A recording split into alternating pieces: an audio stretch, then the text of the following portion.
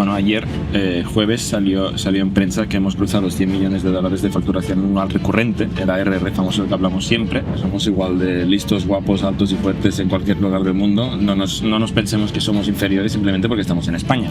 Vamos a centralizar todo Factorial, que hasta ahora estamos en una especie de campus repartido por el Poblenou. Campus que se llama Las Calles de Barcelona. Ahora nos centralizamos todo en un edificio corporativo. ¿Por qué hemos ido a Madrid? Jordi, explícanos qué hemos ido a hacer a Madrid esta vez. Bueno, hemos hecho varias cosas, pero la razón principal es que ayer fuimos a la gala de Endeavor. OpenAI factura 10 al año y se va a gastar 60 al año solo con Oracle. La opinión de las personas Se basa en TikTok. se basa en la información que reciben, que se la da un algoritmo. De hecho, que te dan la opinión ya hecha. O sea, tú no tienes que hacer nada. Exacto. Larry Ellison puede decidir en un momento dado que el futuro es la IA, que va a cambiar el mundo, mientras que una compañía habitual en bolsa es muy difícil que haga esto. He estado viendo el caso de Mercor, que el founder ha hecho una ruta de podcast y bueno, está compartiendo números. Ellos dicen que pasan a ser la compañía de más crecimiento de la historia. Todo esto pasa cada día. Cada día hay otra compañía y hay que es la de más crecimiento de la hay un historia. estándar. Bienvenidos a la tertulia de ITNIC. Bienvenidos una semana más a la tertulia de ITNIC. Hoy estamos Jordi Romero y yo en el AVE. Porque nuestro compromiso con la tertulia, oye, no falla. Aunque no podamos, no tengamos el gap para poder grabar, aquí estamos aprovechando un trayecto desde Madrid a Barcelona. ¿Por qué hemos ido a Madrid? Jordi, explícanos qué hemos ido a hacer a Madrid esta vez. Bueno, hemos hecho varias cosas, pero la razón principal es que ayer fuimos a la gala de Endeavor. Endeavor, que hemos hablado muchas veces, que es una comunidad de emprendedores global con un capítulo muy fuerte en España, que de hecho nos ha ayudado a traer a varios emprendedores en el podcast muy top. Ayer celebró su gala, que hace anualmente, en el Teatro Real de Madrid. Brutal. Acojonante, como una ópera, ¿no? Un teatro precioso. Sí, un teatro en el centro de Madrid. Y ahí éramos unas 150 personas, la mayoría emprendedores en Endeavor, algunos mentores, personas de otras partes del mundo. Había gente de Argentina, de Perú, de Uruguay, Ucrania, diferentes capítulos de Endeavor alrededor del mundo. Y patrocinadores, sponsors, que alguien tiene que pagar también el evento. Y nos hizo mucha ilusión no solo ir y participar, sino que además nos dieron un premio. Un premio cada uno. Sí. Bueno, un premio conjunto. Un premio conjunto a Emprendedores del Año 2025 de Endeavor. Y nos hizo mucha ilusión porque es un premio que votan los emprendedores de Endeavor. Entonces, todos recibimos una encuesta y se nos pregunta quién creemos que se merece ser Emprendedor del Año y parece que salimos nosotros. Así que, muchas gracias si nos escucháis, Emprendedores de Endeavor. Estuvo muy bien porque, bueno, nos hicieron... Primero nos presentaron. Y no nos dejaron hablar en aquel momento. Se les olvidó dejarnos de hablar. Y mejor, en el fondo mejor, porque Jordi y yo estábamos comentando que no habíamos preparado un discurso. No. Yo le decía a Jordi, ostras, pues qué pena porque me había preparado un discurso importante y largo para hacer y tal, ¿no? Le estaba haciendo la coña cuando ya habíamos vuelto a nuestra silla. Y luego nos dicen, oye, que nos hemos olvidado el discurso. Con lo cual tuvimos que volver a subir y hacer el discurso que era broma. Yo no me había preparado. Yo te dije, Bernat, Adelante, haz el discurso. No, y conté que llevamos, o sea, Jordi y yo llevamos trabajando con emprendedores para emprendedores toda la vida. Lo que pasa es que al principio no sabíamos ni que eran emprendedores. Sí. O sea, hacíamos tecnología básicamente, ¿no? Hacíamos software. Y luego negocios. Y luego empezamos a explicar lo que era crear negocios, levantar capital, un poco aplicando la misma lógica de programadores, de compartir la información, crear comunidad.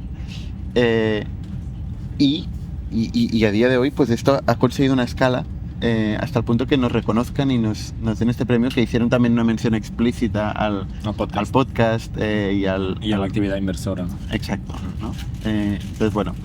Y Jordi no iba a decir nada.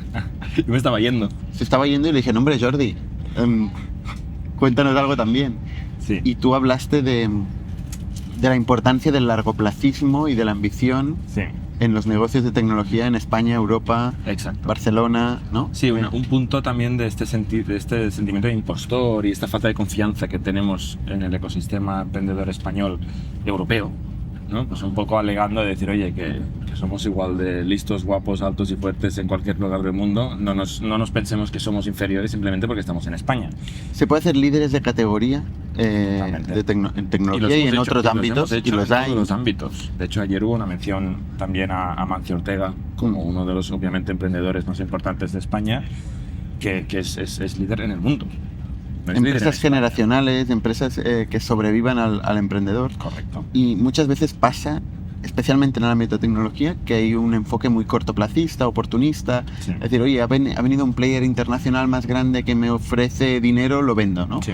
Porque desde aquí España, como yo, voy a crear un líder de categoría, ¿no? Sí. Y eso es algo que nosotros comunicamos mucho. Sí. Es un poco nuestra filosofía con Factorial. Sí. También es verdad que Factorial no es nuestro primer negocio, ¿no? Que hemos tenido la suerte inmensa, ¿no? de poder no vivir exclusivamente del retorno de Factorial, pero sí que es con el enfoque vital que nos hemos hecho, y también lo estuvimos hablando con muchos emprendedores de esto. Esto requiere hacer un planteamiento de vida completo, no solo desde un punto de vista de plan de negocio a largo plazo, sino de plan de vida. Oye, ¿cómo me organizo en casa? ¿Qué espacio le dedico a mi pareja? ¿Qué espacio le dedico a mis hijos? ¿Cómo lo organizo para poder hacerlo todo a largo plazo? Porque si no, no es sostenible. Totalmente. O sea, esta intensidad de las primeras etapas de las startups. Bueno, primeras, segundas, terceras y cuartas etapas, ¿eh? Porque no sé por qué etapa vamos nosotros. En momentos concretos hace falta mucha intensidad, pero también hace falta tener tiempo para ti, Sí. ¿sabes? Cuidarse, ese tipo de cosas, porque si no, no escala. Sí. Bueno, estuvo bien. Luego cena y charlar con emprendedores, con patrocinadores, con mentores. A mí siempre me sorprende la cantidad de gente que sigue las tertulias y el podcast y tiene comentarios. El típico flipa. comentario es: ¿os conocéis? Y nosotros decimos que no, y el otro dice que sí, y de bueno, os conozco de seguir la tertulia. Y es un poco incómodo porque, claro, dices, pues yo no te conozco a ti, y parece raro. Pero en algunos Está casos bien, emprendedores hace ilusión. muy top. Sí. Que dices, ostras, qué curioso que nos sigan, ¿no? Sí. Bueno, Estuvo muy bien. y luego mola mucho ver el sentido de comunidad que este tipo de eventos y grupos producen, ¿no? La gente está muy abierta a compartir, a explicar, Sí. A explicar un poco su experiencia, también las cosas personales, también las cosas que no van bien. Sí. Y eso la verdad es que transmite mucha energía y te hace sentir muy acompañado. Y esto es bastante especial en Endeavor, ¿eh? Porque hay muchas comunidades y grupos y tal, y este grupo es particularmente fuerte en este sentido. O sea, hay una sensación de comunidad que yo veo muy fuerte y que lo hace mucho más valioso, porque la gente se ayuda. O sea, realmente hay colaboración y está muy bien. Pero no da más. No sé si podemos publicar alguna foto, luego la ponemos aquí. Lo más interesante de todo esto es cuando Bernat y yo nos damos cuenta, 36 horas antes de la gala, que tenemos que ir en smoking. Y de repente la cara de pánico. What the fuck, ¿cómo vamos a ir en smoking? Además, liados. O sea, sin Es curioso que en toda nuestra carrera nunca habíamos llegado al punto de tener que comprar un smoking. No, habíamos sobrevivido hasta hoy. De hecho, yo no tenía ni un traje, ni siquiera. Bueno, ahora tenemos. Ahora tengo, sí, un traje negro y sobrevivimos. Otro punto importante es que en cierto momento el premio, físicamente, claro, íbamos toda la noche con el premio y lo dejamos en un sitio, en un rincón, que dijimos, bueno, aquí nadie nos lo va a tocar. Sí. Y estuvimos toda la noche, toda la cena y tal, y luego cuando lo fuimos a recoger no estaba. Sí, cuando nos queríamos ir a casa, yo estaba muy cansado, hoy hay que trabajar, y de repente no hay premio. Es una putada. Pero bueno, Lo han encontrado. y nos Me lo van a escribieron mandar. un WhatsApp a la 1:30 de la mañana diciendo: hemos encontrado vuestro premio. Pero bueno, nos hemos tenido que ir a Barcelona, así que el premio tendremos que conseguir que nos lo manden de alguna forma desde Madrid. Oye, hablando un poco de novedades endogámicas, esas que contamos nuestras, A ver. de Factorial, esta semana han salido varias notas de prensa, bueno, en varios periódicos, en varias publicaciones, una nota de prensa, donde hablamos de Factorial, Sí. de varios hitos. Sí. ¿Quieres explicarlos? Venga, bueno, ayer, jueves, salió en prensa que hemos cruzado los $100 millones de facturación anual recurrente, el ARR famoso del que hablamos siempre. que esto es una cosa que pasó ya hace unas semanas, meses, pero en agosto a nadie le interesaba, en verano a nadie le interesaba. Y también anunciamos que abrimos una oficina en Colonia. En Alemania. En Alemania, abrimos una oficina en Colonia y el crecimiento que estamos teniendo en el mercado alemán. Y adelantábamos, sin detalles, es verdad, no se pueden contar detalles. A ver. Que vamos a hacer lanzamientos en los próximos días en el espacio de inteligencia artificial. Pero no detallamos qué vamos a lanzar. Eso todavía no lo hemos comunicado. Bueno, Pero- hemos ido hablando mucho de ello. Sí. Pero sí, es brutal. O sea, es un cambio de paradigma súper interesante que nos lleva a hacer. Y es que no se me ocurre algo más interesante que hacer ahora mismo que el espacio donde estamos trabajando. Pero bueno, lo explicaremos. Sí, en las próximas semanas irán saliendo detalles de los nuevos productos. Pero sí, básicamente la celebración del número redondo de ARR. Y también hemos hablado de la mudanza que vamos a de la hacer. nueva oficina de Barcelona, sí. Vamos a centralizar todo Factorial, que hasta ahora estamos en una especie de campus repartido por el Poblenou. Campus que se llama Las Calles de Barcelona. Las calles del Poblenou. En varios espacios y con la cafetería en el medio y tal. Ahora nos centralizamos todo en un edificio corporativo, Sí. pero bueno, pensado para poder ser creativos, para poder compartir mucho, para poder formarnos, un poco las cosas que le damos más importancia en Factorial. Poder hacer eventos, nos gusta mucho el debate, la discusión, la compartición. Entonces la oficina está enfocada a esto y nos vamos a mover en las siguientes semanas Sí. progresivamente hasta final de año, los distintos equipos. La gran mayoría de gente nos mudaremos ahora, en los próximos 10 días. Pero sí que es cierto que hay algunos espacios que hemos ido cogiendo sobre la marcha que todavía se están reformando y las últimas mudanzas serán a final de año. Y esto redobla el esfuerzo que queremos hacer para crear un espacio físico donde se comparta, donde se pueda la gente encontrar, Sí. porque en la era donde ha habido tanto remoto y tanta desconexión personal, nuestra cultura es del encuentro, Sí. del encuentro y de apostar por los ecosistemas locales. Con lo cual eso sí queremos invertir mucho más en eso. Sí. Sí, para mí es una señal de que algo no está bien cuando hacemos un Zoom, una videollamada con varias personas que estamos en la oficina de Factorial, pero en edificios diferentes. Sí. Y en lugar de perder, porque realmente pierdes 20 minutos bajando de un edificio y subiendo a otro, y luego volviendo al tuyo, pierdes 20 minutos. Pues en lugar de perder esto, a veces reuniones las hacemos en Zoom, diferentes personas, y dices, hombre, ¿por qué no estamos en el mismo sitio, en persona? Pero claro, porque el coste es demasiado Y a alto. veces ya Ahora no es será- solo la reunión, ¿eh? O Ahora sea, será trivial. Es la cantina, apostamos por la comida de calidad, el encuentro personal, o sea, es la relación personal, Sí, sí. es la relación informal, a veces lo que acaba generando más impacto y es muy difícil de medir. O sea, al final esto es una opinión que si quieres es pseudo arbitraria, ¿no? Pues es una opinión propia nuestra, ¿no? Pero queremos preferencia. invertir en estas relaciones, porque luego esto hace que la gente junte puntos, ¿no? Y salgan mejores ideas. No es un proxy de eficiencia, de productividad, es un proxy de creatividad, de intercambio, de relaciones personales, De intensidad de también. intensidad. Exacto, ¿no? La Y energía esto estos evidentemente días. nos cuesta una pasta ingente, Sí. porque claro, meter 1.300 personas en un edificio con la legislación que hay de espacios entre personas y tal, o sea, son una cantidad de metros cuadrados Sí. brutal. Sí. Pero Bueno, Eh, gracias al menos a esto tendremos un montón de salas de reuniones muy chulas y de diferentes formatos para pequeños grupos, para grupos grandes, unas que se separan por la mitad, unas con cámaras y altavoces. La verdad es que estará chulo. Tenemos ganas, cuando estemos ya mudados, querremos hacer un evento de inauguración.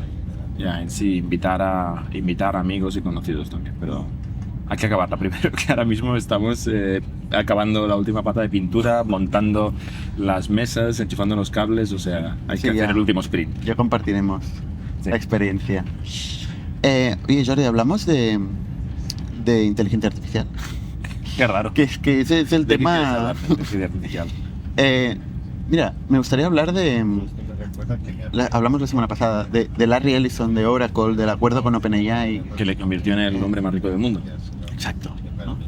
Donde esto ya indica que es un poco lo que el mundo está valorando, apostando, invirtiendo ahora mismo, ¿no? Pero es que es brutal, o sea, las inversiones, el volumen de inversiones que se están haciendo en infraestructura futura es espectacular. O sea, ¿en qué momento Oracle, que es una compañía, a veces le llamamos legacy, De bases de datos y de compañía de software bases de datos, antiguo, de RP, más que, o sea, no se está inventando antiguo, pero todavía sigue siendo de lo más moderno de lo que es el mundo legacy, el mundo de las grandes empresas, del mundo corporate. Porque invirtió famosamente en cloud de los primeros, comparado con SAP, que bueno, casualmente tenemos amigos de SAP en el tren ahora mismo. Pues, y luego SAP también se puso las pilas, ¿vale? Para acabar la frase. Pero realmente fueron pioneros en ese sentido. Lo que Larry Ellison era muy crítico del cloud al principio. Y él es crítico de que de alguna forma fue lento. Es que fueron lentos, o sea, yo creo que era crítico porque, claro, le empezaron a comer la tostada. O sea, empezaron a llegar los Salesforces y los grandes clouds y ellos no estaban delante. Bueno, hicieron adquisiciones estratégicas como NetSuite y tal que les ayudaron a coger velocidad. Yo creo que un poco como Microsoft, no fueron los más rápidos en hacer el cambio, pero luego cuando lo han hecho. Microsoft es extremo, ¿no? O sea, Microsoft se ha convertido en el rey del cloud, literalmente domina el cloud en el mundo. Oracle no diría que tanto, aunque bueno, quizás sí, pero ha hecho un movimiento muy fuerte a base de infraestructura. Yo antes estaba pensando, ¿no? Cuando hablábamos tú y yo de lo de Oracle y OpenAI, digo, pero ¿qué ofrece Oracle? ¿No? O sea, ¿qué le está vendiendo Oracle a OpenAI? Y digo, data centers, o sea, real estate, electricidad y Nvidias. Y ya está. Nvidias es un recurso escaso. Entonces, se ve que hubo una cena entre Larry Ellison, Elon Musk, Jensen Huang. Y Jensen Huang. Exacto, Jensen Huang. Es el importante de aquí. Exacto. Donde básicamente Elon Musk y especialmente Larry Ellison convencieron a Jensen Huang de comprarle, o sea que es curioso esto, o sea, tener que convencerle, por favor, véndeme, déjame que te pague una cantidad ingente de Nvidias durante los siguientes años. A lo cual Jensen Huang aceptó y eso le garantizó acceso a un recurso escaso que luego se convertiría en muy competitivo y muy difícil de acceder. O sea, yo lo que he entendido, obviamente no sé los detalles, pero lo que he entendido leyendo noticias es que Oracle le ha vendido a OpenAI $60.000 millones al año de compute, que al final, ¿no? Pues son minutos o segundos de GPUs enchufadas, que Oracle no tiene este compute ahora. O sea, es una promesa de compute que ahora tiene que conseguir. Bueno, disculpad si escucháis que estamos llegando a Zaragoza delicias, ¿no? Pues Oracle no tiene lo que ha vendido, ¿vale? Se tiene un contrato de 300 billion hasta 2027, ¿vale? 300 billion hasta 2027. A partir de, o sea, 5 años. Ay, a partir de 2027, perdona, a partir de 2027. Por eso 60 al año, o sea, exacto, 300 en 60 billion años, 60 al año. Exacto. Que por cierto, para contexto, OpenAI factura 10 al año y se va a gastar 60 al año solo con Oracle. Eso nos lleva a una reflexión sobre el consumo de energía y la rentabilidad de OpenAI. Sí. Y esto es en varias ubicaciones en Estados Unidos, en Wyoming, Pensilvania, Texas, Michigan y Nuevo México, de momento. Y posiblemente en el futuro Wisconsin, Georgia y Ohio. Que se ve que hay una guerra civil ahora en Estados Unidos. Una guerra civil, o sea, figurativamente hablando, de estados, por ver quién consigue que los data centers más gordos vayan en su estado. Porque normalmente el consumo está en ciertas partes del país y entonces la gente está poniendo data centers gigantes. De hecho, Tesla o XAI está poniendo justo en la línea de las fronteras, cerca de las poblaciones más grandes, pero en el estado que le da un precio más barato metro cuadrado, subvenciones de energía, etcétera. O sea que Estados Unidos está compitiendo consigo mismo en dónde consiguen estas inversiones, pero claro, es mano de obra, ¿no? Es que es muy heavy porque es que estos son 4,5 gigavatios de capacidad adicional. Que esto en términos de energía que podamos entender todos equivale a 4 millones de hogares. El consumo de 4 millones de hogares. Vale. Que es una brutalidad. Y esto es para hacer Cataluña, cálculos. casi es Cataluña entera. Y esto es para hacer cálculos de las consultas que hacemos todos.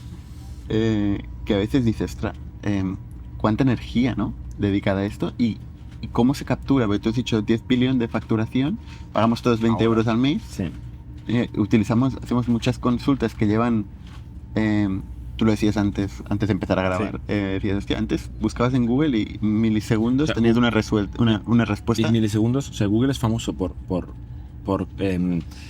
utilizar infraestructura cloud muy sencilla, o sea, servidores baratísimos, y compraba chips de los más baratos low cost y hizo un software para conseguir utilizar esto, con lo cual gastaba muy poca energía, muy poca ventilación también, y luego va muy rápidos. Con lo cual No gastando energía, gastaba cantidades ingentes de energía. Sí, pero por query, porque es mucho volumen, ¿no? Pero por query por gastaba consulta, muy poco. Por consulta muy poco. En cambio, en el modelo ahora de OpenAI y todas las otras compañías, en inferencia, tú te estás 5 segundos, 30 segundos, 5 minutos de una GPU, que es aquello como un horno en todas las dimensiones, de lo que gasta, de lo que calienta, de lo que tal, para contestar una paride que Google te la contestaba en nada, ¿no? Entonces dices, oye, hay mucha parte de consultas que yo antes le hacía a Google, que ahora le hago a una inteligencia artificial, que está gastando un porrón, pero un porrón. Y me preocupa primero quién paga esto, porque yo no lo pago. Y segunda, esta energía, ¿qué consecuencias tiene en el planeta, ¿no? ¿De dónde sale? ¿Qué estamos gastando? ¿Estamos gastando el sol? Ok, entonces no pasa hay gente nada. que es muy crítica con esta cantidad desproporcionada de consumo de energía destinado a algo que no es necesariamente un bien para la humanidad. O sí. Bueno, porque tiene el potencial de serlo. Es más, tiene el potencial de ayudarnos en los desarrollos científicos y tecnológicos. Correcto. Que permitan mejorar la eficiencia de generación de energía. Una reflexión interesante es la que hacía Elon Musk en el último... Mucha gente tiene una novia virtual, ¿eh? O sea, sí que hay una parte del consumo energético. Que también es una necesidad tener una novia virtual o real. Está ¿no? contando el número de R's de Strawberry. No entraremos en la importancia de cada query, si la tuya es más importante que la de al lado. Pero sí que es interesante entender la multitud de usos que puede tener esto y dónde están los límites, ¿no? Porque Elon Musk hablaba... En este All-In, donde participó en el All-In Summit, le preguntaban sobre dónde están los límites de la computación, hasta dónde llega esto, y él decía, bueno, dice, cada nuevo salto tecnológico de aumento de capacidad de computación no incrementa un salto de 10x en computación, no incrementa 10x en inteligencia, pero puede aumentar 2x. O sea, tiene como tiene un crecimiento logarítmico. Yeah. Pero claro, es que un incremento de 2x en capacidad intelectual es brutal. Sí, bueno. ¿Sabes? O sea, sigue siendo una cosa espectacular, ¿no? Entonces, claro, si esto lo llevas al límite, ¿dónde llegas? Y él hacía la reflexión de decir, bueno, llegas al límite de la energía disponible en la galaxia. Él decía, ¿no? Y aquí hace una correlación muy interesante, filosóficamente muy interesante, entre inteligencia y energía. Sí. Los límites de la inteligencia y los límites de la energía, ¿cómo correlacionan? Él hablaba de que en un año los LLMs, cualquier LLM será más inteligente que cualquier humano y que en 5 años, cualquier LLM será más inteligente que todos los humanos combinados en toda la historia de la humanidad. Entonces, claro, esto nos lleva a sitios muy interesantes y estando todavía tan lejos de este límite teórico de la energía total de la galaxia. Él habla de no sabemos necesariamente cómo conseguirla, esta energía, pero ya hay mucha energía que sí. Bueno, él siempre ha hablado de que el Sol, que las estrellas... Bueno, el Sol y nuclear, o sea, tenemos maneras de generar mucha energía ahora mismo ya. Luego en este mismo All-In decía el responsable de energía de Estados Unidos que no está de acuerdo con esta afirmación y que hay otras formas de generar energía mucho más potentes que el Sol. Por ejemplo, decía él.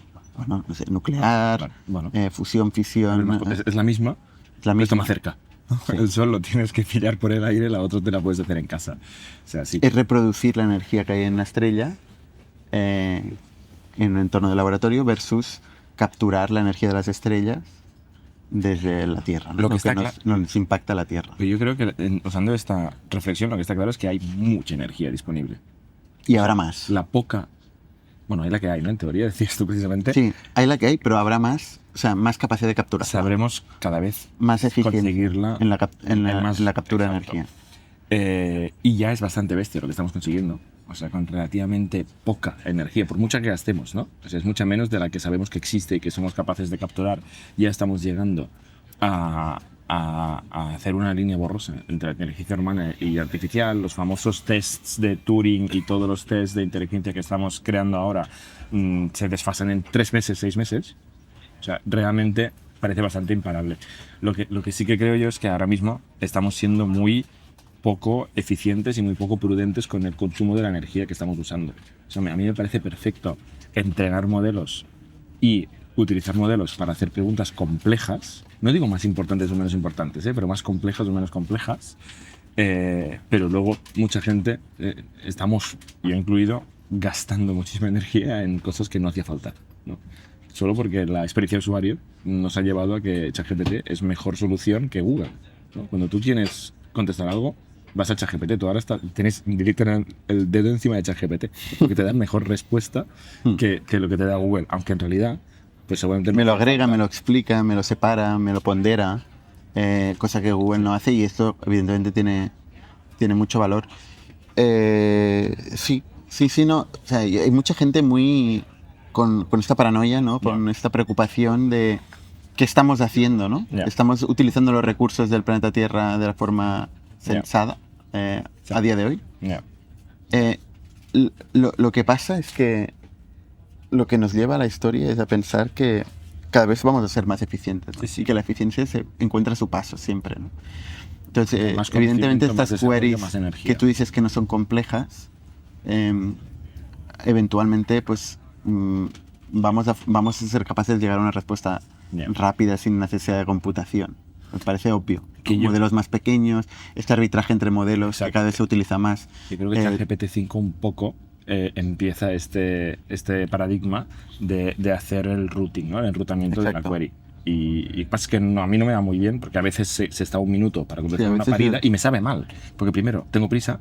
Segunda, no quiero gastar tanta electricidad en una cosa simple, que yo creo que un modelo simple te lo tendría que poder contestar. Pero está claro que vamos en esa dirección.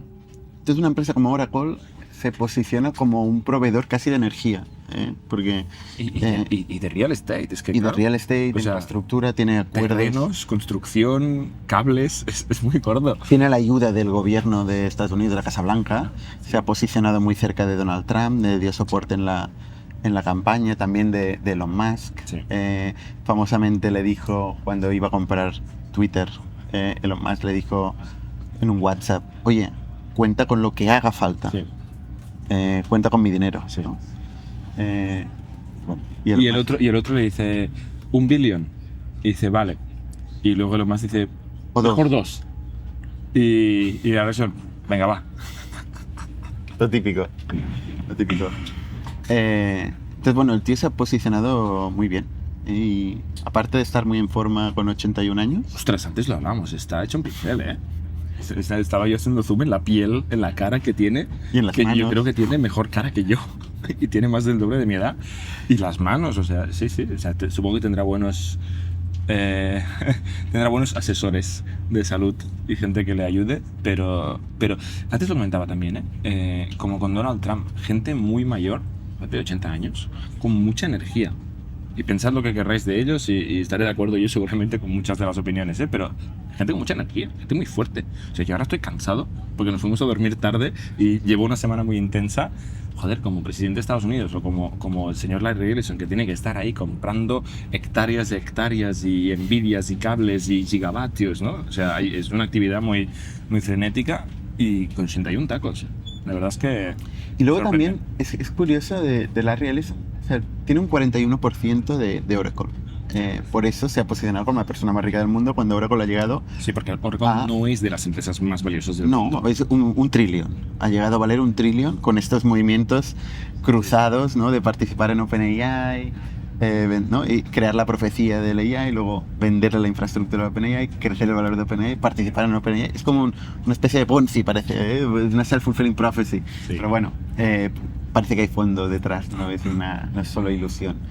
Entonces, con esto Oracle ha crecido, con esta promesa futura de ingresos ha crecido muchísimo de valoración. Sí. Él tiene un 41%, sí. Con lo cual ha pasado a tener 400 billion, sobre los 400 billion en poco tiempo. No está mal. No está mal. De patrimonio. Que luego utiliza para invertir en OpenAI. Y comprar TikTok. Por el camino. Está en todo. Por el camino en comprar TikTok. De TikTok. Que es competencia. Sí, o sea, está. Explico de TikTok, por si alguien no se acuerda. El Senado, creo que es de Estados Unidos, obligó a TikTok en Estados Unidos o a cerrar operaciones o a dejar de estar controlado por una compañía china, básicamente. Esto en marzo se confirmó en otra audiencia del Senado, que tenían 120 días para hacerlo y tal, y hay este proceso. Y la configuración que parece que se está cerrando hoy, viernes, lo estamos hablando esto en viernes, es que van a dejar que ByteDance, que es la empresa china, tenga un 19,9% de TikTok US y el otro 80% tienen que ser accionistas americanos, de los cuales apunta maneras, principalmente los dos lead investors, Oracle y Silver Lake, que es un grandísimo fondo de private equity, grandísimo en tamaño, y luego parece ser que dejarán que los inversores de ByteDance, que hay muchos americanos como Sequoia, KKR, General Atlantic, puedan hacer como puedan rolar sus acciones de ByteDance a TikTok US para mantener su porcentaje. ¿Vale? O sea, pueden seguir siendo owners de esto, pero los propietarios chinos no pueden tener nada. Y obviamente no tienen acceso a los datos confidenciales, el algoritmo está supervisado localmente por la empresa americana. ¿Y eso a los chinos les interesa? A los chinos les interesa tener un 20% de TikTok en Estados Unidos. O sea, Estados Unidos te dice, o TikTok en Estados Unidos va a cero, porque lo prohíbe y ya no funciona, o te dejo que te quedes solo con el 20% del negocio. Ya, pero ¿y la propiedad intelectual, el algoritmo? Sigue en China. Ya, pero lo usa la empresa americana. Claro, y los chinos se quedan un 20% de eso. Y tienes que creer es un cero. Que no van a utilizar la información, las tendencias, el aprendizaje, no van a influir. ¿Quién? ¿Los chinos o los americanos? Los chinos en los americanos, que es era su preocupación inicial. Sí. O sea, aquí parece ser que es un poco el playbook de Trump esto, ¿eh? O sea, tiene un libro él que le llama, creo que se llama The Art of a Deal o algo así. The Art of the Deal. Sí. The Art of the Deal, ¿no? Él primero da un puñetazo en la cara. Correcto. ¿No? Empieza con un puñetazo en la cara que dice que no tiene ningún sentido tu existencia. Te convierte en un miserable y luego recoge los trozos y lo convierte en un deal beneficiario para sus amigos, para él y sus amigos. Sí. Es un poco el playbook ¿no? Es un poco también con los aranceles, ¿no? Primero en la cara y luego pues acaba saliendo en la foto sonriendo con el otro que parece que tenga una pistola apuntándole, pero que parece ser que está contento con un deal, ¿no? Y que en teoría es beneficioso para Trump y para sus amigos, ¿no? Y aquí es un poco parecido, ¿no? O sea, primero criticó TikTok y no sé qué, lo que nos están haciendo nuestros niños, que no sé qué, y luego vale, hay un buen deal detrás, una estructura corporativa que me interesa, ya no es tan malo TikTok, ¿no? No, pero yo entiendo que el algoritmo y el acceso a los datos deja de estar influenciado por el gobierno chino, es lo que pretenden evitar. Chino, entiendo que tendrá otras cosas a hacer, ¿no? Hombre, que influenciar a Estados Unidos es bastante importante, me sorprende seguramente, ¿eh? Si hay un conflicto... O sea, ¿tú crees que realmente va a perder el control? Es la idea que hay detrás. Lo que sí que me creo es que tiene una influencia brutal, ¿eh? O sea, yo lo noto en las conversaciones con gente. La opinión de las personas se basa en TikTok. Se basa o Instagram Reels o lo que sea, en la información que reciben que se la da un algoritmo. Eso lo veo porque veo a la gente haciendo el scroll y luego me dicen cosas sobre el mundo. Y digo, vale, tú no te he visto leyendo un libro, no te he visto haciendo research sobre esto, pero te he visto scrolleando sobre este tema. Con lo cual tu opinión se viene determinada de un algoritmo que te ha empujado un vídeo bien hecho. Que te dan la opinión ya hecha. O sea, no tienes que hacer nada. Exacto. Te dan la opinión en el headline de la opinión. Pues para que lo puedas compartir en la peluquería y pasas a lo siguiente. Es muy poderoso. Claro, pero yo por eso... Antes hablamos de YouTube. O sea, a mí lo que me gusta de YouTube son los vídeos de 2 horas. ¿Sabes? O sea, me gusta YouTube porque puedo estar 2 horas escuchando en detalle con matices, Ya. en profundidad sobre un tema, una tertulia, un debate, un podcast. Pero yo esto lo hago en Spotify. Bueno, sí, es lo mismo. Para mí es lo mismo. podcast, para mí es la diferencia entre el podcast Efectivamente. y el Pero short bueno, form. joder, en YouTube tienes contenido realmente Sí, muy está potente. todo. Muy potente, Sí, sí. muy bueno. O sea, para mí es una fuente de conocimiento brutal. Pero claro, necesitas dedicarle tiempo. Necesitas dedicarle tiempo y bueno, y estar siempre estimulado, ¿no? Estar teniendo siempre ser una bots. voz de No lo ser que antes bots. era la radio, Dentro ahora es del YouTube, cerebro, ¿no? totalmente. Exacto. Y también puedes hacer lo mismo en TikTok, que es mucho más ecléctico, entras en todos los temas del mundo, pero probablemente mucho más superficial, no sé. Eliges menos. O sea, yo, por ejemplo, en YouTube Claro. también hay un algoritmo y también me influencia Y es bueno. el algoritmo. ¿Eh? Sí, o sea, es bueno porque te influencia, pero elijo más, porque veo muchas opciones y yo voy guiándolo. Yo cuando no uso TikTok, pero en Instagram, que a veces lo abro y empiezo a hacer así y digo, esto me está llevando por donde le da la puta gana. Yo en ningún momento tomo ninguna decisión. O sea, sí, la decisión es cuántos segundos tardo en darle con el dedo, pero es una decisión como muy involuntaria, ¿no? Yo no estoy controlando mi destino, lo está controlando mis instintos. Y está muy el algoritmo. enfocado a la atención, a la adrenalina, Total. ¿no? A pam, estar ahí interesado en qué es lo que acaba de pasar, ¿no? En mantenerte siempre estimulado, no tanto al contenido, al aprendizaje, ¿no? Al intentar profundizar en A mí no un me tema. satisface. A mí estas experiencias, el doom scrolling que le llamo yo, porque le llamamos, el mundo no me da satisfacción, me frustra y digo, para. O sea, stop y a otra cosa. Habrá gente que nos está escuchando y que pensará que somos unos boomers, por decir eso. Es que un poquito, pues, quizás con razón, yo qué sé. No lo acerquemos. A mí que la gente piensa lo que quiera. Oye, más cosas. Un tema que me he dejado de comentar de Larry Ellison es su capacidad de crecer en porcentaje dentro de Oracle. O sea, tú has dicho que tiene un 41%, Claro, no era el y caso. No, hace 15 años tenía menos del 20%. Ya. O sea, esto no es tan habitual. Es muy caro recomprar una compañía. Sobre todo una compañía cuando ya es grande. Claro. Y Oracle ya hace muchos años que es muy grande. Entonces, Oracle en los últimos 15 años ha hecho mucho buyback. Ujú. Ha comprado acciones de los accionistas, Ujú. cosa que ha ayudado a mantener un valor más alto de la acción. Ujú. Mientras él tenía una visión a largo plazo, una estrategia a largo plazo. Esa es una gran diferencia de las compañías que tienen un líder founder Ujú. versus las compañías que tienen un management profesional, que pueden tener un horizonte mucho más a largo plazo. O sea, Larry Ellison puede decidir en un momento dado que el futuro es la IA, que va a cambiar el mundo, y estar preparándose por un viaje de 5, 10, 15 años, mientras que una compañía habitual en bolsa, con un management Ujú. profesional, es muy difícil que haga esto. Sí, porque él también está pensando seguramente en satisfacer a sus accionistas, pero en lo que él quiere hacer con la compañía, Sí. ¿no? Entonces él, por ejemplo, tiene beneficios y dice, vale, voy a hacer un share buyback con unos dividendos, pero en el fondo da casi igual, y con esto yo voy a seguir comprando, nadie más lo va a hacer. En general la gente va a recibir el dividendo encantada de la vida y se va a hacer unas buenas vacaciones. Él esto seguramente ya lo tiene dentro del plan de la compañía como su manera de ir recuperando poco a poco ownership y tal. Cuando una compañía, digamos, que está más gestionada por el management, por un equipo de gestión profesional que se acostumbra a llamar como si los founders no fueran profesionales, básicamente piensan, no, ¿qué pensará el mercado? ¿No? ¿Qué pensarán los shareholders? ¿Qué pensará Wall Street? Y seguramente un Larry Ellison dice, esto me importa hasta cierto punto, pero me importa seguramente más lo que yo quiero hacer con la compañía. Y eso te lleva a largo plazo, te llega a asumir riesgos, que en general, ¿no? Pues te pueden ir mal, pero muchas veces es lo que te permite sobrevivir y autodisrumpirte y no convertirte en irrelevante. Salud. Y no convertirte en irrelevante. Yo creo que esa es una de las cosas interesantes del capitalismo, ¿no? Este grit, ¿cómo es grit? Ambición, decir? no, Sí. no, avaricia. La avaricia propia del Pero planteamiento individual. Grit será más positivo que avaricia. Ya, Avaricia sí, suena por muy eso, malo, ¿no? por eso Ya. no encuentro la palabra. Pero este objetivo personal del founder, en un marketplace donde está obligado a explicar todo lo que está haciendo y lo que, ¿no? Si él Porque está está comprando cotizado. acciones y no está vendiendo Sí. sus acciones, todo el mundo lo ve, porque Sí. está obligado a informar Sí. cada transacción que hace. Sí, Cómo puede llegar a generar mucho valor a largo plazo para mucha gente. sí. ¿No?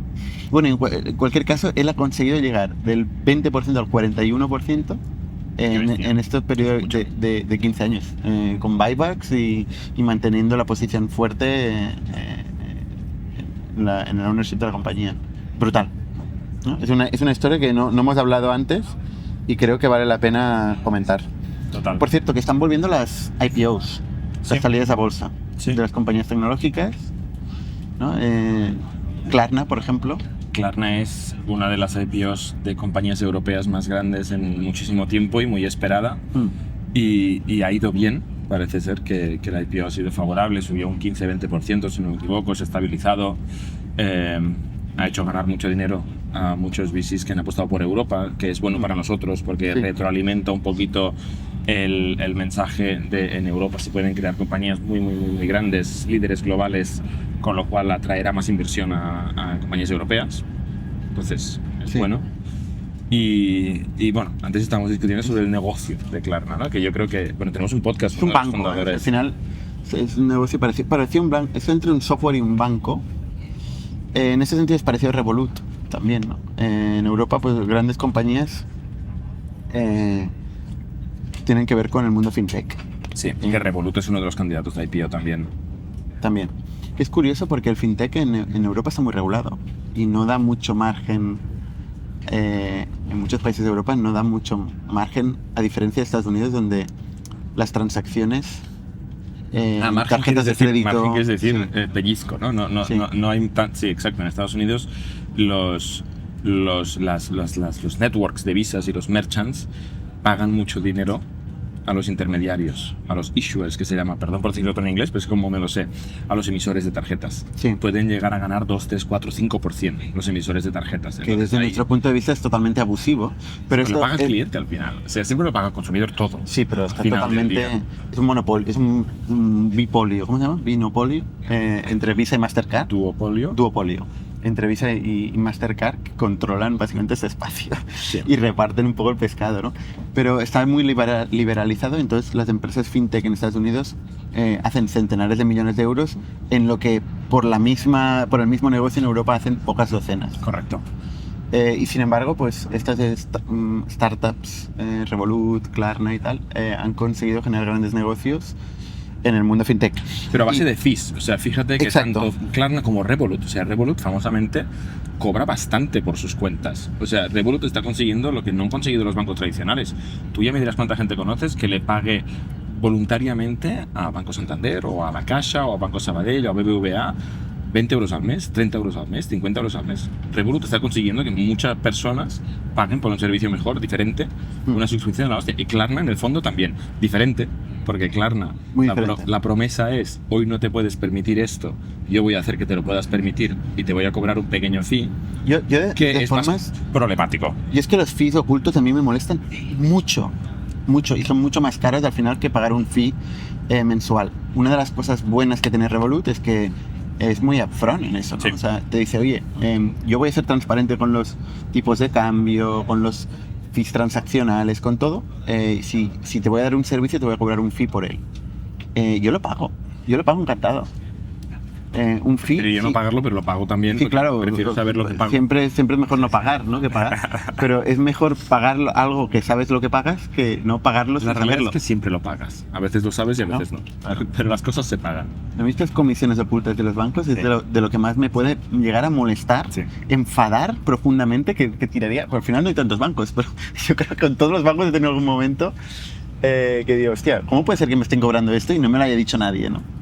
Bueno, pues Klarna, estábamos analizando un poco los financials que han publicado del último quarter, y es bastante interesante. El último quarter han vendido 823 millones, ¿vale? Esto de dólares, creo que de dólares. Esto multiplicado por 4, pues es el revenue anual. Sí, anualizado unos 3.000 millones de dólares de facturación anualizada. No está mal. Y esto es el revenue que sale de 31 mil millones de dólares de transaccionabilidad, ¿vale? Porque el modelo de negocio bancario es un modelo de negocio de transacciones y de intereses. Bueno, pero recuerda que hace Klarna, si alguien no sabe cuál es el producto principal. Klarna financia crédito, principalmente crédito al consumo, B2C. En algunos casos un poco problemático porque es venderle, o sea, ayudar a vender una tele al que no se la pueda pagar, básicamente, ¿no? Pero bueno, eso es de España, pues que hay Cofidis, ¿no? Y este tipo Bueno, de y las tarjetas, actores. y las tarjetas Y de las crédito tarjetas y la de crédito. financiación del Corte Inglés. o Es sea, un mercado muy grande de financiación al consumo. Sí. Sobre todo online, con el e-commerce, buy now, pay later. O sea, Exacto, es una categoría que gente que se compra la tele y la paga a plazos. Resumiendo mucho, sí, y lo facilita mucho porque se integra muy bien con los e-commerce, Sí. con todo lo que son marketplaces, e-commerce online, dando herramientas donde es muy fácil aplicar, pagar en 3 meses, ok, Sí. tal, donde garantizan al e-commerce o aseguran al e-commerce que mejoran la conversión, sí, pero que a cambio cobran unos fees claro. bastante heavies. Bastante heavies. Sí, parece ser. Bastante heavies es el 80% de su revenue. Que eso es lo que ya es diferente de un modelo bancario tradicional. O sea, de estos 823 millones de euros, 604 millones son fees. Ujú. Es como un O sea, software. son costes de transacción y comisiones que cobran por hacerte un Periódicamente, por hacerte un préstamo. o por hacerte un préstamo o periódicamente a los merchants. Supongo que es la combinación de... Sí, o sea, al final yo siempre pienso que acaba pagando el consumidor, ¿no? Pero No, sí, sí, lo claro. cobran a diferentes partes. Y luego en intereses Y luego cobran es un un poquito 20%. de intereses, que es poco. O sea, Mm. realmente ganan poco dinero de intereses. De hecho, no ganan dinero en intereses. O sea, mirando los números antes, yo llego a la conclusión de... Porque ellos, el capital les cuesta dinero también. Ellos le piden dinero a un banco para Sí. prestárselo a los consumidores. Les cuesta un 17% y los intereses son un 20%, con lo cual por el costo de funding sí que ganan dinero. Bueno, a ver, Pero de, si le 140 añades- de 147 millones de euros que le cuesta los depósitos, conseguir el dinero, Sí. les, les cuesta 147 millones, Sí. ¿vale? Y sobre este mismo dinero cobran 219 millones de euros en intereses. Eso Con sin lo cual, gana un poquito. considerar la mora, que es lo que Exacto, quieres decir tú, ¿no? Exacto, o sea, gana un poquito de dinero, pero luego lo que ellos mismos te dicen, que prevén que van a perder de gente que no va a devolver el crédito, Sí. técnicamente yo entiendo que Son pierden 134 dinero millones, con la un parte de 21%. intereses, pero ganan tanto en los fees que obviamente les sale a cuenta, ¿no? Claro, Entonces, porque en yo total- entiendo que la morosidad en consumo, especialmente en este tipo de consumo, es más alta. O sea, me imagino, vamos, no lo sé, no conozco el benchmark, pero 164 millones tienen en provisión de mora del último quarter, un 21% del revenue, con lo cual tienen un 17% de coste de funding, un 21% de mora, de provisión de pérdidas de crédito, y tiene un 22% de servicio de procesamiento, de costes de infraestructura transacción. bancaria, O sea, lo que, costes de les cuesta, transacción. lo que les cuesta a ellos. Exacto. Al final, mover el dinero, cogerlo de un sitio, traerlo a otro, al final hay que pagar fees. Todo el mundo que toca $1 o $1 acaba cobrando un poquito. Con lo cual, servir estos 823 millones de euros tiene directamente un coste asociado de un 62%, 500 y pico millones, y les deja un margen bruto de 315 millones. Con lo cual, Al es un trimestre. 38% de margen bruto. Sí. Bueno, Está muy bien. no está mal. Está muy bien. Yo no sé cuál es el estándar bancario en un banco, pero A mí me he sorprendido por alto. parece un buen negocio. Y además crece, ¿no? Y por eso supongo que ha tenido una muy buena recepción en bolsa, ¿no? También ha crecido mucho en Estados Unidos, tiene un gran negocio en Estados Unidos. Yo creo que esto les da mucho reconocimiento de marca.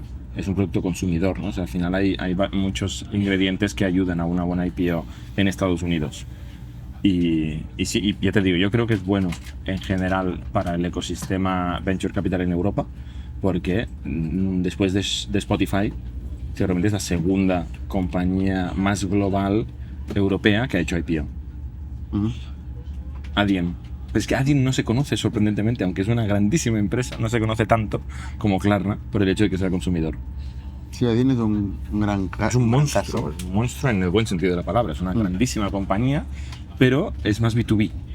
Mucho consumidor no la conoce. Ha hecho mucho peor marketing que Stripe, Correcto. en una categoría muy Son dos parecida. empresas muy parecidas en todo, o sea, en realidad se parecen incluso por tamaño y tal. Sí. En algunas cosas Stripe es mejor, en algunas Adyen es mejor, pero en cambio la reputación y la marca de Stripe es quizá 1000 veces mejor que la de Adyen. Y en estos momentos de bloques en el mundo, Stripe está intentando volver a Europa para ganarse Europa Y no sé si alguien está aprovechando lo suficiente el hecho de ser europeos. Pero bueno, yo creo que no. Oye, más cosas que han pasado esta semana. Bueno, he estado viendo el caso de Mercor, que el founder ha hecho una ruta de podcast, está saliendo en todos los podcasts, en el de Harry Stebbins, también el de... ¿Cómo se llama? El de producto. Dani Rachitsky. Esto. Y tal, y bueno, está compartiendo números. Ellos dicen que pasan a ser la compañía de más crecimiento de la historia. Esto pasa cada día. Cada día hay otra compañía y hay que de más crecimiento de la historia. Hay un estándar. Hay que hacer una ISO de crecimiento. Ya, porque además esto cómo lo valida, ¿no? Porque puedes ser la más rápida en ir de 0 a 1 millón, o de 0 a 100, o de 0 a 500. Bueno, ellos han ido de 1 a 500 en 17 meses. O sea, de 0 a 500. De 0 a 500 en 17 meses, que es un mes más aunque dice rápido. De 1 a 500, pero bueno. Ya, seguramente hay un matiz ahí para tal. Que era un mes más rápido que Cursor. Sí. Bah, da igual, enhorabuena a los dos, ¿no? O sea, no.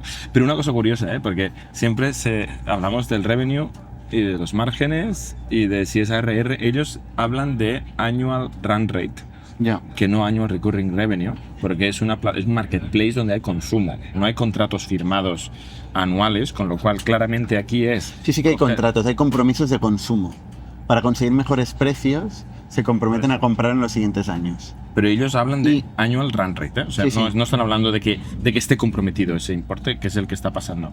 Y también en el mismo tweet del CEO de Mercor decía que ellos están pagando más de 1 millón al día.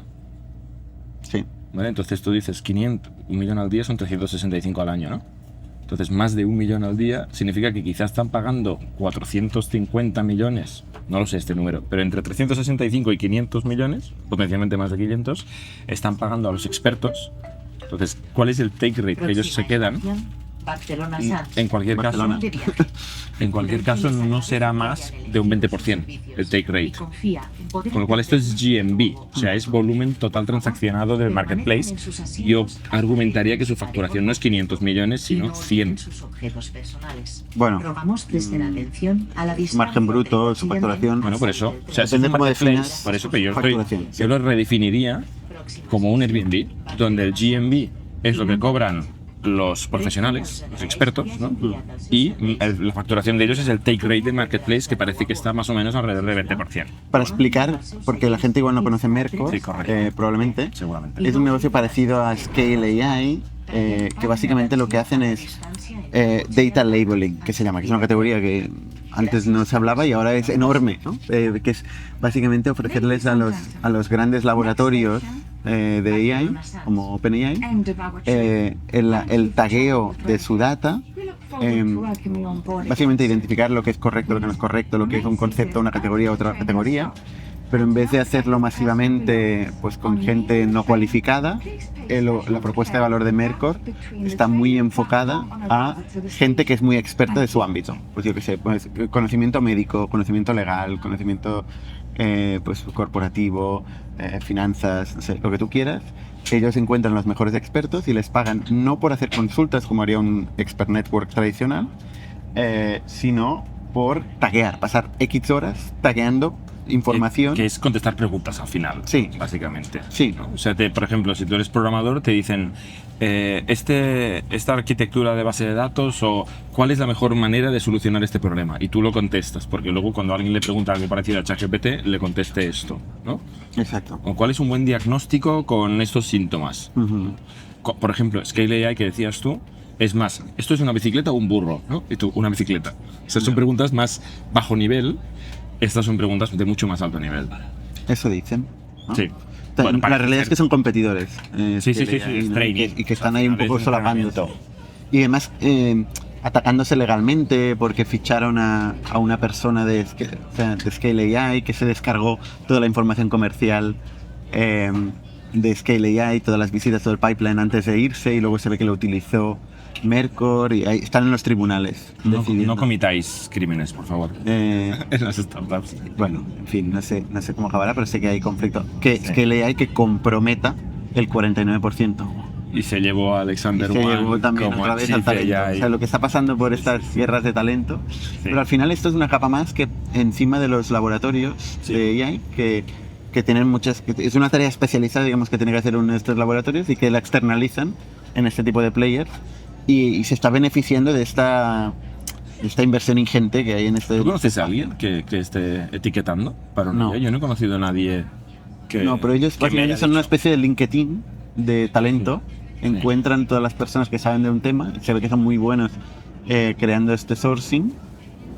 Y bueno, que es el modelo, dice, habla de que el modelo de talento, de búsqueda de talento, ha evolucionado de marketplace, que es un poco autoinformado y crowdsourced, donde la gente básicamente se autotaguea como experto, Ujú. a un modelo de tipo más Google, de usar el page rank de cada uno y crearte una base de datos de quién es el experto real Ujú. y luego llamarlo proactivamente. Y entrevistarte, ¿no? También parte de hecho hubo un poco de polémica porque hay gente que dice que Mercor pretendía estarte entrevistándote para ver si sabías de algo y dicen, no, esto es el training.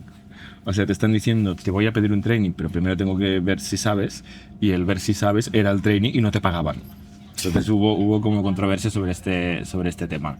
No lo sé si es cierto o no, pero tiene sentido. O sea, me parecería que tiene sentido que lo hubieran intentado. Mercor ha levantado 135 millones, Ujú. entre ellos 100 millones de este año, en febrero, a una valoración de 2 billones. Bueno, es que ha pasado casi todo este año. Sí, o sea, se sí, juntó el claro. año pasado, es una locura. Y se dice que están negociando una ronda más de 10 billones. Sí. Que tendría sentido. se Sí, dice. sí.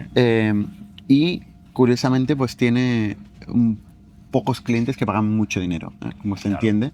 Ellos han visto Como su Scale AI. oportunidad más importante son los grandes labs. Sí. Al principio vendieron a más gente, pero no capturaban tanto valor. Han concentrado más esfuerzos en los grandes laboratorios de AI y eso les ha generado un crecimiento brutal. O sea, esto de... También una dependencia y un riesgo brutal, ¿eh? Bueno, que te compre uno de ellos. ¿no? O que te integre, o que se integre tú, ¿no? En una capa suya más. Una gente que hace autolabeling o que... Bueno, es que tampoco... Hay 3 empresas, ¿no? O sea, hay Scale AI, hay otra que nunca me acuerdo cómo se llama, que es un Scale AI bootstrapped, que factura más que Scale AI. Ah, sí. ¿Sabes? Sí, no me acuerdo cómo se llama, pero sí. Y está Mercor. O sea, no hay tantos laboratorios. Scale AI ya ha sido comprada por Meta, luego OpenAI compra otra, luego Google. No hay nadie más. O sea, al final se lo repartirán entre... Increíble el crecimiento que ha tenido. Este chaval que tiene 22 años, ¿Tiene súper 22 joven. años? Sí, Vale. súper joven. Y Súper el de Scale AI también, ¿eh? ¿Por qué? Es algo curioso. El labeling atrae gente muy joven. Es algo que a nosotros ya se nos escapa, seguramente, el mundo del leveling. Bueno, interesante. Veremos dónde llega Mercor. La verdad es que no cuenta mucho este chico, ¿eh? O sea, en el podcast es un poco aburrido. Ya. Y todos los podcasts son un poco iguales. Pero a mí Pero el chico se ve que son muy listos. Y yo tenía la misma sensación con Scale AI, ¿eh? De muy opaco, de no acabar de entender quién pagaba, cómo era el negocio. O sea que... Pero parece que es real. Parece que funciona y existe. Sí. Oye, espera, que nos despedimos. Pues que tenemos que irnos ya. Ya, bueno, Nos por la tranquilo que calle. no se va a ir, ya el tren ya ha llegado a Barcelona. ¿Qué iba a decir? Bueno, nada, teníamos un tema más, la entrevista a Sam Altman, súper rara, con Tucker Carlson, que Que le acusaba casi de haber asesinado a un ex empleado. Bueno, a un ex empleado que denunciaba el hecho de que se pasaban la propiedad intelectual por el forro. Exacto. Pero bueno, y que le preguntan muchas cosas en general y se ve un poco lo raro y la forma de pensar de Sam Altman. Sí. Yo creo que es una entrevista que yo la disfruté, escuchando y pensando y mirando físicamente el lenguaje no verbal de Sam Altman en las preguntas que siempre son muy afiladas que hace este hombre, Tucker Carlson, ¿no? Que tiene una ideología muy concreta y va por donde va, ¿eh? Y yo creo que manipula mucho con sus preguntas. Sí. Es una persona que dirige mucho lo que va a asumir el oyente. Que a mí esto no me Sí, gusta. pero bueno, pero ves cómo reacciona una persona como Sam Altman, No, que no. está acostumbrada. A veces va bien que alguien te Sí. pinche para ver qué pasa. Pero en este caso a mí me parece que se pasaba 3 pueblos.